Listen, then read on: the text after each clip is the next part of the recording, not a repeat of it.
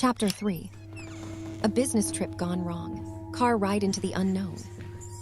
On Earth, one of the many habitable planets of humanity, an elite man, James Forger, has just embarked on a business trip for a trade deal that would be really profitable to his company from New York City to a place strangely unfamiliar to him. On his way back, he passes through a dense, eerie forest. Somewhere along the way, his car suddenly breaks down. James opens the car bonnet and scrutinizes it, but strangely finds no problem. A few hundred meters ahead, he notices building lights and decides to check it out and seek help. To James' surprise, it was a traditional kind of a resort.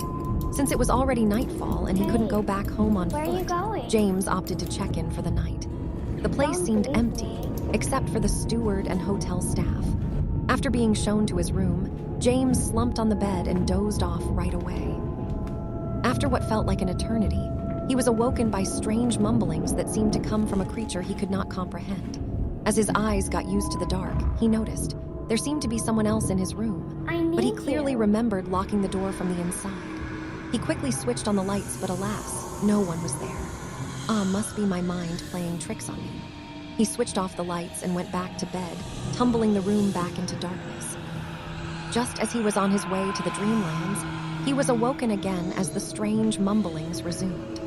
Looking back at the only seat in the room, the human presence was seated there like nobody's business. The mumblings grew louder as if speaking directly to his mind. In terror, Forger jumped out of bed, scampered out of the room, into the hotel lobby, and then ran out into the darkness. No matter how far he ran, the strange mumblings did not subside. Instead, they only grew louder. Then, like a switch that had been turned on, Forger slowly began to remember the steward and hotel staff. They were never human at all.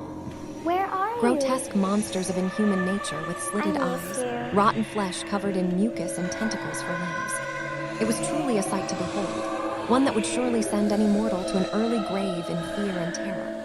Wait, how did he assume and forget such clear and fine details? Was he mind-controlled? Or was his memory replaced with what the creatures wanted him to see? Never mind that. The served supper that he ate, what exactly did he eat?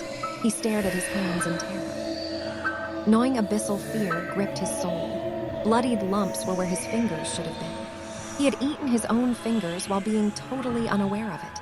An intense urge to nauseate hit his guts. No, he had to get out of this forest now. The stench of death was everywhere. In the distance, Forger saw his car. Yes, there was hope. As long as he reached that location, he could trace his way back out of the forest. But wretched fate had other plans in store for him.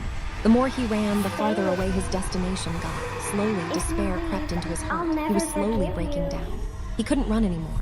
He stood where he was, frozen in terror. This is it. There was no way he could outrun a creature capable of warping space to its whims. Suddenly, he looked up. That's when Forger saw it. A giant eyeball spread across the sky with tentacles whose length no mortal could decipher was staring right back at him. The man had reached his limit. His mind, already tittering on the brink of insanity, caved in. What the hell had he gotten himself into? This creepy place, and the entity in the sky. What were they? Where was he? Was Forger even on Earth anymore? This was a question whose answer would remain unknown even to time itself. A few seconds later, a terrified, pained scream cut through the darkness. With it came the sound of bones snapping and flesh being torn apart.